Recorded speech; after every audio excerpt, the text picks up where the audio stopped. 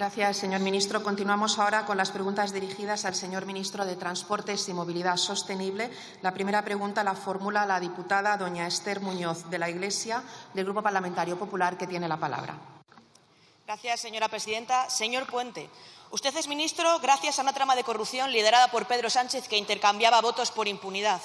Ahora también sabemos que forma usted parte de un gobierno en el que anida una trama de corrupción que sacó tajada en lo peor de la pandemia. Y el señor Sánchez lo sabía.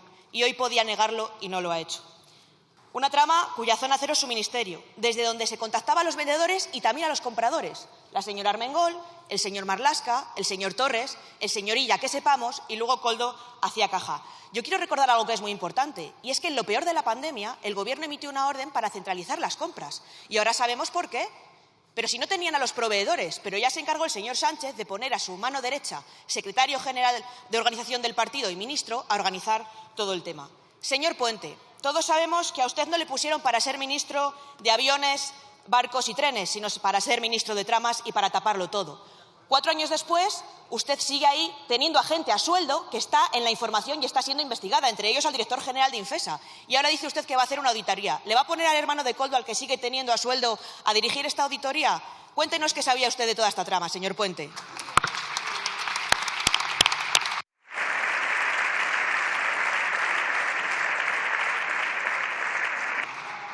Gracias, señora diputada. Señor ministro, cuando usted quiera.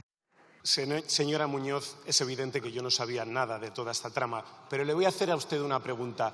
¿No es usted consciente de que lo que acaba usted de hacer no es una pregunta sino un boomerang, señora Muñoz?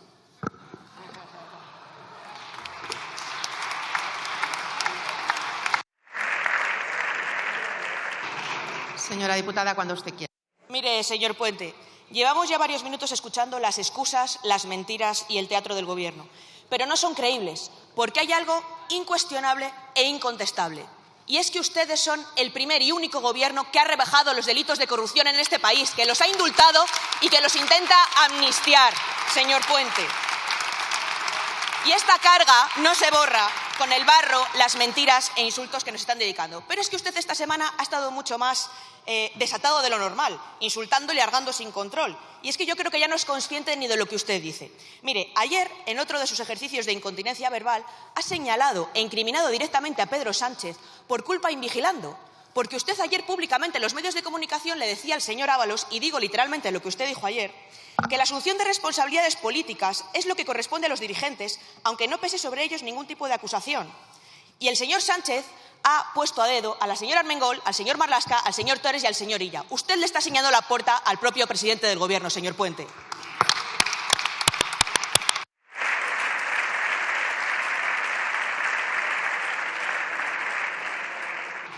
Señor ministro, cuando usted quiera.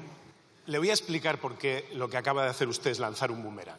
Usted sostiene la tesis de que yo debía conocer lo que sucedía en mi ministerio hace 4 años y que el resto de miembros del Gobierno debíamos conocer qué hacía un asesor de un ministro. Entonces yo le pregunto, señora Muñoz, con esa misma tesis, ¿cómo es posible que ustedes no supieran lo que hacía su contable durante décadas con el dinero y eso que les metía un sobrecito lleno de dinero debajo de la almohada todos los meses?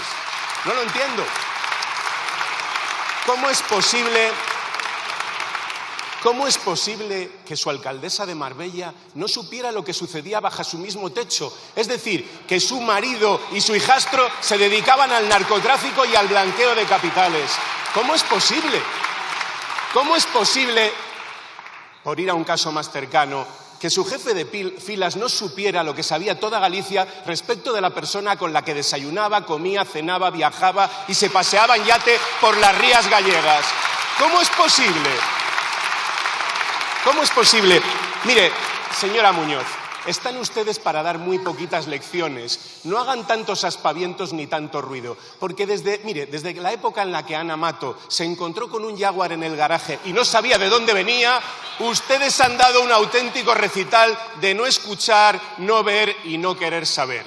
Miren, en este país, cuando nosotros llegamos al Gobierno, la corrupción era la primera preocupación de los españoles y hoy es la número 18. ¿Sabe cuál es la mejor garantía de que esa preocupación no vuelva al primer lugar? Que ustedes no vuelvan al Gobierno. Y de eso ya le aseguro que nos vamos a encargar en este Gobierno y en este partido. Que ustedes no regresen nunca al Gobierno.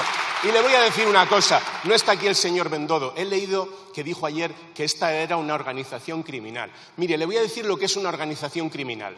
Una organización criminal es aquella que cuando se detecta un caso de corrupción en su seno, en lugar de poner las pruebas a disposición de la justicia, las rompe a martillazos. Eso es una organización criminal.